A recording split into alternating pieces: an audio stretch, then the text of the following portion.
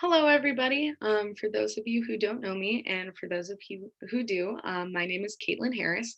I am a senior chemistry major in the honors program. So, welcome to my honors thesis. It's too bad that we can't do this in person, but this is definitely the next best thing. So, being a chemistry major, you do chemistry research as well as the honors research. So I kind of double dipped and did two in one. So this is the chemistry research that I have been doing for the past 3 semesters. And because of COVID-19, we haven't been able to get in the lab for the past year. However, our research is the proposal of a new project and doing all the research that it does to get that done. So I will be proposing that Astatine-211 is a novel isotope for cancer radiation therapy, and my advisor is Dr. John Galbraith.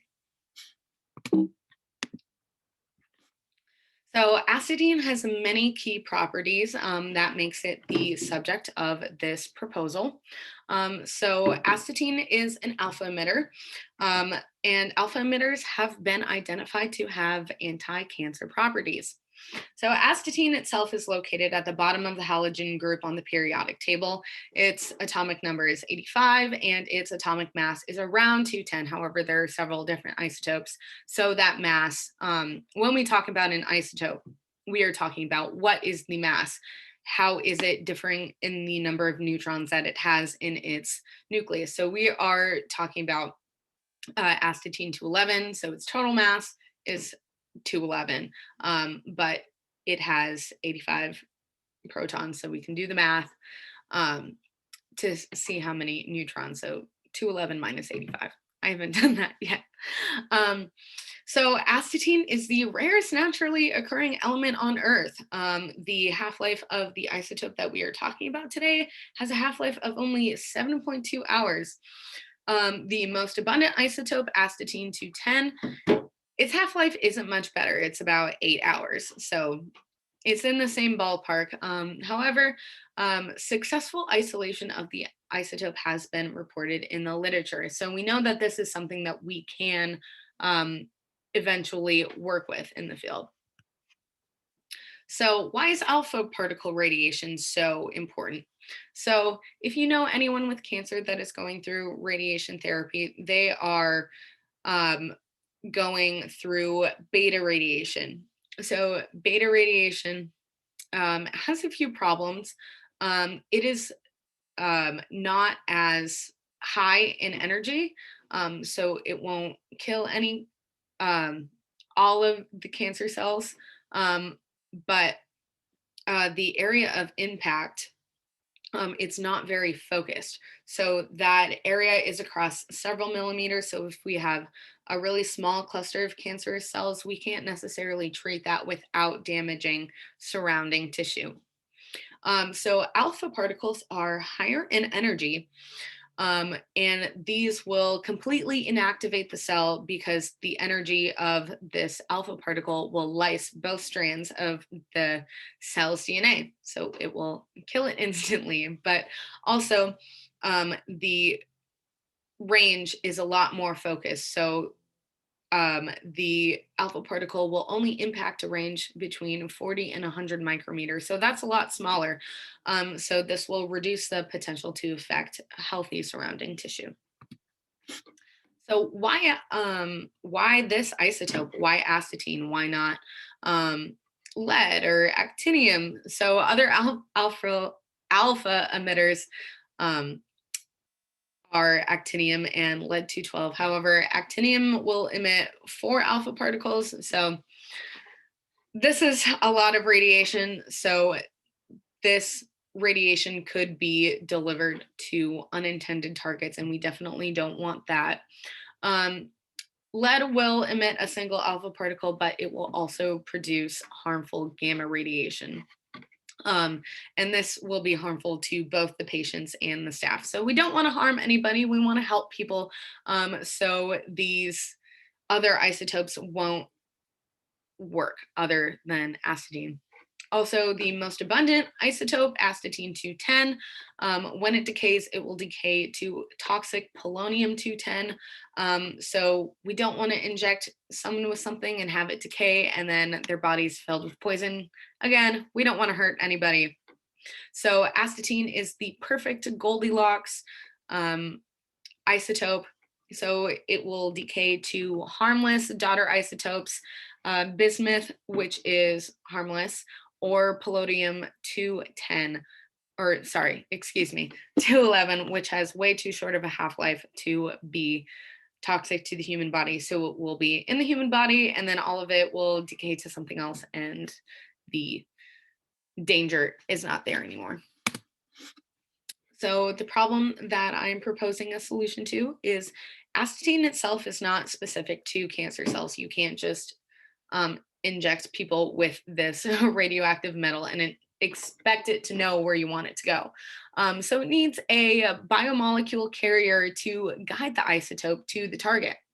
However, astatine bonded to anything is going to be a weak bond, just because the size of the atom, it's huge. It's at the bottom of the periodic table, so many energy levels, and the bigger an atom is, the weaker their bonds are. And also, when it emits an alpha particle, that is a high energy process that will break the bond. So we want to mitigate the possibility of that astatine carrier bond breaking prematurely, so that we maximize the damage to cancer cells and also minimize the damage to healthy tissue. We want to kill what we want to kill, i.e. cancer cells, because cancer is bad, and minimize that damage to our healthy tissue, because we don't want to hurt something. If it ain't broke, don't fix it. We don't want to kill our cells in our body that are healthy. So while this is an awesome idea and it seems great in theory, the progress to employ this has been really slow. There have been very few in vivo trials that have had very limited success. So there's been a lot of possible biomolecules that have been proposed, and there's a lot of trial and error in that. So I am proposing a project that will computationally study astatine bonded to several other biomolecules. So these biomolecules have been found in the literature, and we will determine the binding energies between astatine and its carrier. So the goal of this project is to identify the best biomolecule so that this can guide further in vivo trials, further medical trials, and hopefully we can help expedite this process of getting better cancer treatments out there. So some of our players that we're going to be looking at, so there are many different types of molecules that astatine can be bound to. As we see ATMABG, this is an organic molecule. And then we also have an inorganic metal complex in the middle, the rhodium or iridium 16A ane S4 diol. So that is an inorganic process. And then we have antibodies and proteins that are larger biomolecular, and there's no way that we can fit the whole protein on a page. So these are just the N groups showing where the astatine is bound to the rest of the molecule. So our project has 3 stages. We are starting with DFT ECP calculations. So what DFT is, it's density functional theory. So it is our lower theory of computational chemistry calculations. And we will start with a geometry optimization of our molecule. We'll use an SBKJC polarized P2D basis set.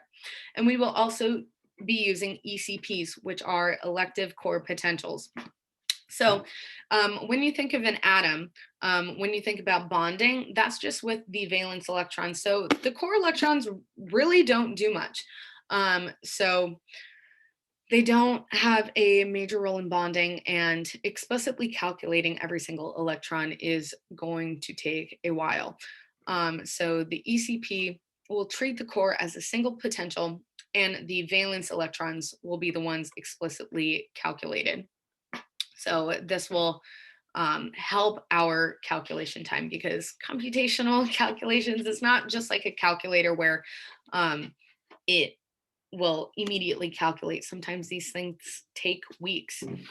So with our geometry optimization, we will have an optimized geometry for our molecule, but also this will give us the molecular energy as well. And we will do this with the entire molecule, as well as the astatine fragments and the molecular fragment without the astatine.